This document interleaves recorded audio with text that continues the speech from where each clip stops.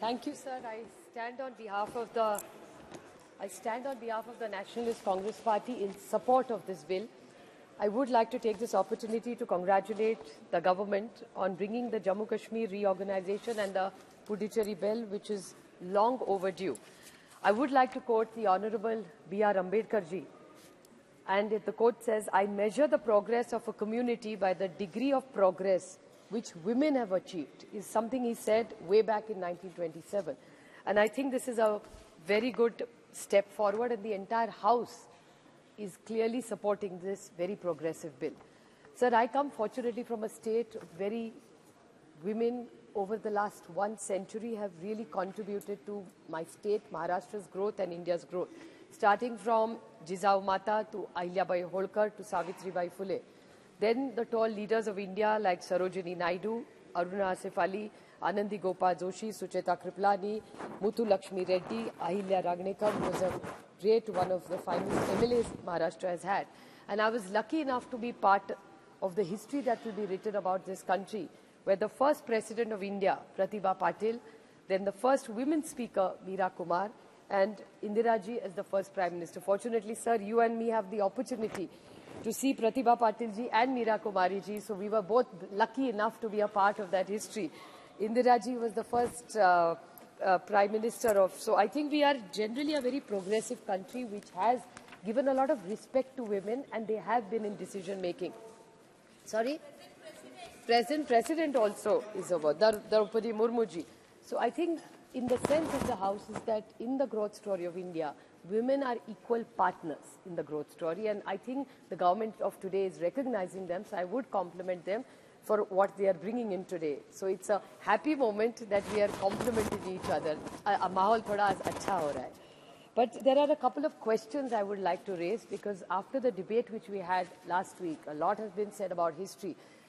I'm not judging anybody. Let only history judge what has happened. The ship has sailed now. So let history will judge whether it was a right decision, not decision, whatever. 5-10 साल में हम पलट के देखेंगे तो पता चलेगा सही रहा कि गलत. So I'm not getting into the merits of this right now. But I have few pointed questions to ask the Honourable Ministry. That the Honourable Supreme Court very categorically said that the statehood, I would like to quote the Honourable Chief Justice of India in yesterday's reading, that he said that the CJ's ruling was allow the security concerns in the territory direct elections to the Legislative Assembly, which is one of the paramount features of the representative democracy in India, cannot be put on hold unless statehood is restored. So what is, and the second part of his ruling was that elections must be held in the next 11 months. So what is the plan with dates? Because last time the Honourable Home Minister, to a reply to Professor Saugata Roy, said कि मैं भाषण में अंत में आपको तारीख बता दूंगा. So we haven't heard that date. So this is just a concern that by when will there be statehood restored is my first pointed question. And second, when will you hold fair elections in Jammu Kashmir, which is really critical for the situation because we live in a democracy.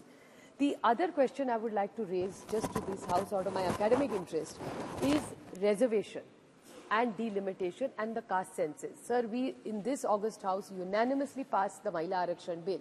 जब महिला आरक्षण bill था तो हमें लगा कि 2024 में आ रहा है, लेकिन बाद में पता चला शायद 29 में आएगा, 34 में आएगा, पता नहीं. There's no date given to it. And unless we have the caste census, delimitation, we will not have the महिला आरक्षण बिल. होगा ही नहीं इस देश में. तो अगर and the question in the bill is written, आप points are देखेंगे तो उसमें लिखा है कि the rotation, it's in 14B, it is written over there, point number 3, that the rotation of seats reserved for women in the Legislative Assembly will be determined after the delimitation as Parliament may by law determine. So if Parliament is going to decide that, even about rotation, how will we have clarity on this is only, I'm not mistrusting the government's intention, but we need to have clarity of when will you take this decision of rotation, because it is dependent on the Parliament laws, which we have no clarity on. So kab hoga pata nahi.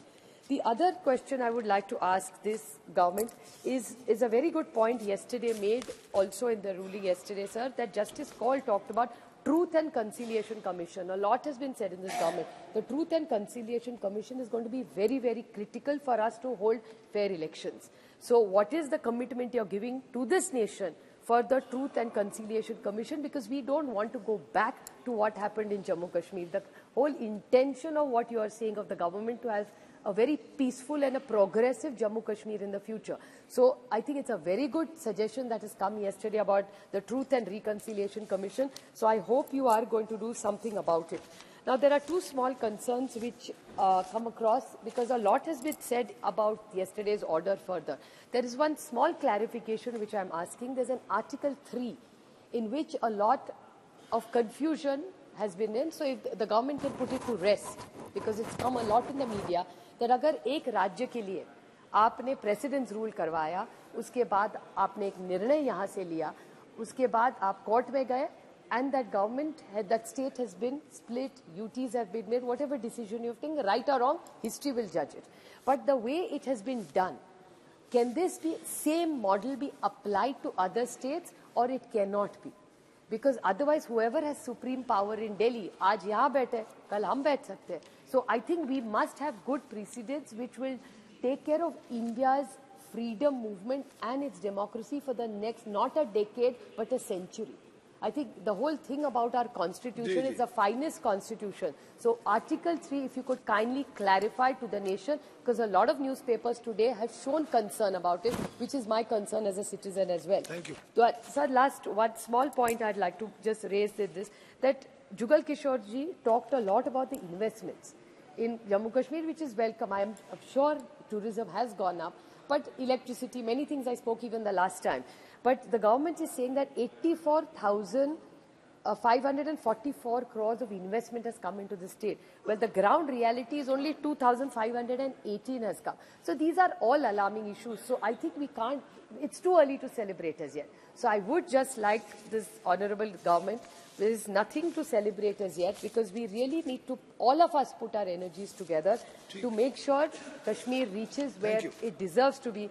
Sir, only concern is that we should not undetermine the federalism, and democratic processes always must be respected. So I just humbly request this government that please go by the constitution, make sure democracy prevails, and whatever justice has come, we support you completely in this progressive decision you have taken. Please be progressive and fair and democratic in every decision that you take. Thank you, sir. Ji, please.